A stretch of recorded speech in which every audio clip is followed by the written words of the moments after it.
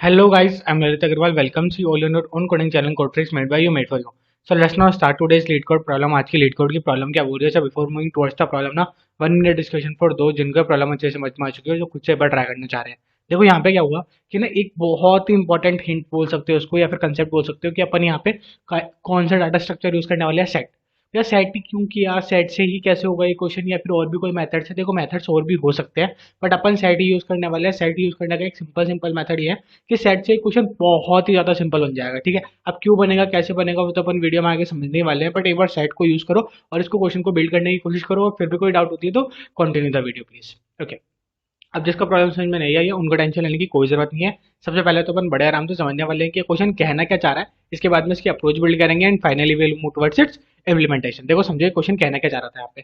Question में क्या था कि सम रेंजेस ऐड नंबर और गेट इंटरवल्स ऐसे करके तीन फंक्शन दिए हुए हैं। ठीक है, अब समझो इसको। सबसे पहला फंक्शन तो क्या बोला है, सम रेंजेस। सम रेंजेस का मतलब यहाँ पे कोई ना कोई कंटेनर बना लो, ऐसा कुछ बना लो जहां से आप आगे मेरे को जो भी मैं ऑपरेशंस बता रहा हूँ वो सारे ऑपरेशंस उसी नंबर या उन्हीं कंटेनर्स की जो वैल्यूज है उस पर अप्लाई कर सको। तो बस यहाँ पे ये समझ लो कि ये तो बेसिकली क्वेश्चन को स्टार्ट करने के लिए बता रहा है कि हाँ यहाँ पे क्वेश्चन स्टार्ट हो रहा है। ठीक है, ओके, बहुत ही बढ़िया, इसको छोड़ दो।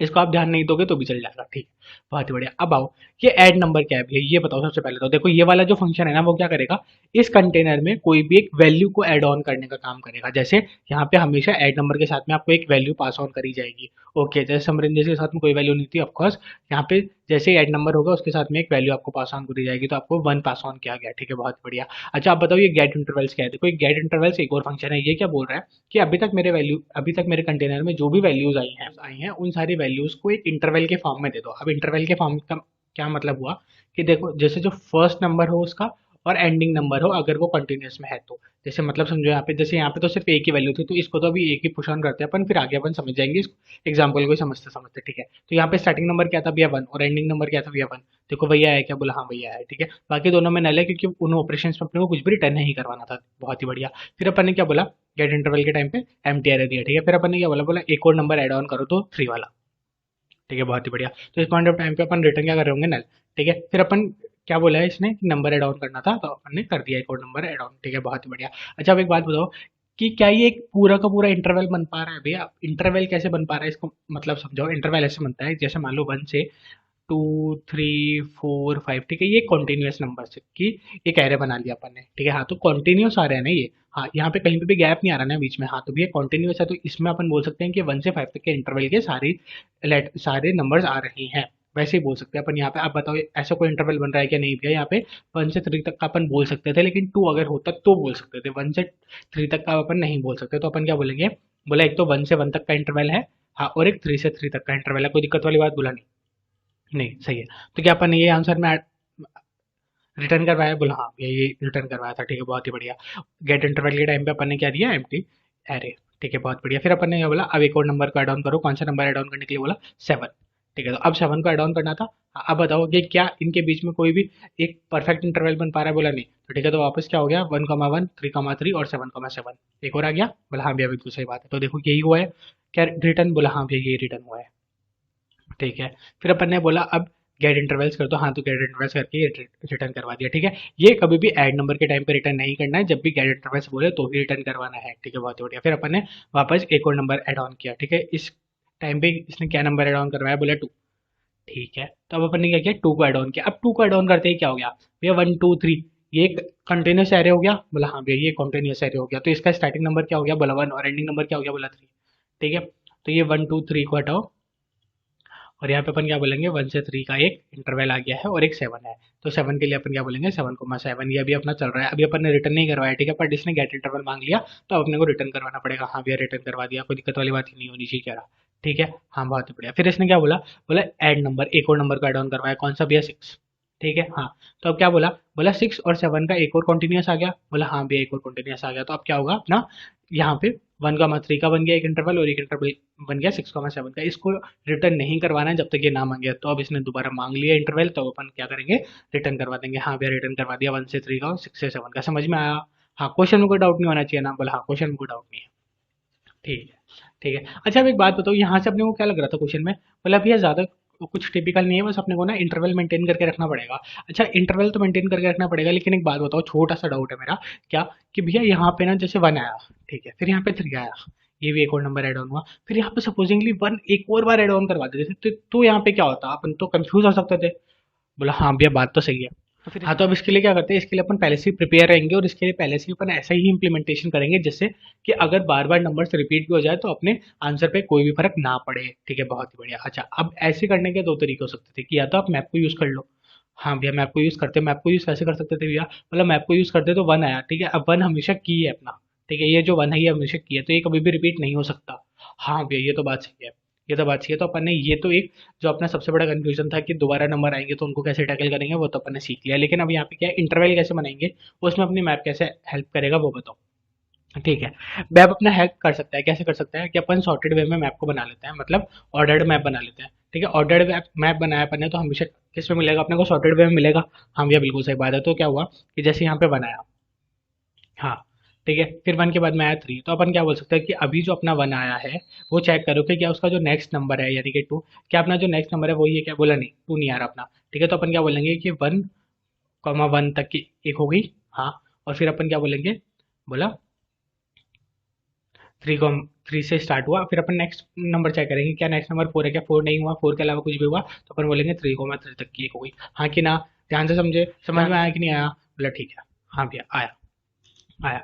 तो अपन मैप से ऐसे कर सकते थे, मैप में कोई दिक्कत वाली बात नहीं हुई। लेकिन एक बात बताओ, क्या अपन ऐसा ही काम किसी और भी सेट से कर सकते हैं क्या? बोला हाँ भैया, सेट एक होता है डाटा स्ट्रक्चर, उससे कर सकते हैं। तो अपन फिर मैप से करें या सेट से करें, इसमें डाउट है। तो एक बात बताओ, मैप में क्या होता है कि वैल्यू भी स्टोर हो रही है, इसकी फ्रीक्वेंसी भी स्टोर हो रही है, 1, 2, 3, जरूरत है क्या उसकी?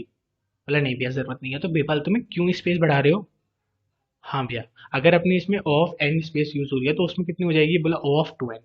हाँ, ऑफ 2n हो जाएगी भैया, उसका अपने आंसर में कोई फर्क तो नहीं पड़ा, लेकिन अपना कंप्यूटर तो अपना ही है ना, स्पेस तो ले रहा है ना, वो नहीं है ना, क्यों खा रहे हो उसकी बेफालतू में मेमोरी? सही बात है। बोला हाँ भैया, सही बात है, समझ में आया। तो अपन क्या करते हैं, एक काम करते हैं, सेट बनाते हैं। सेट में क्या होता है भैया, सेट को एक बार बता दो, थोड़ा सा डाउट है। तो सेट में कुछ नहीं होता, सेट में क्या होता है, जैसे अगर अपन ने 1 को इंसर्ट किया, हाँ, तो इसमें क्या होगा, 1 इंसर्ट हो जाएगा, कोई दिक्कत वाली बात? बोला नहीं, इसके साथ में कोई भी की वैल्यू कुछ भी स्टोर नहीं होगा। लेकिन जैसे अगर अपन 1 को दोबारा इंसर्ट करने की कोशिश करेंगे तो ठीक है, तो वहाँ पे कोई एरर तो नहीं देगा, वो आराम से इंसर्ट हो रहा होगा, लेकिन यहाँ पे कभी भी वैल्यूज रिपीट नहीं होंगी। यहाँ पे हमेशा क्या होती है, यूनिक वैल्यूज रहती हैं।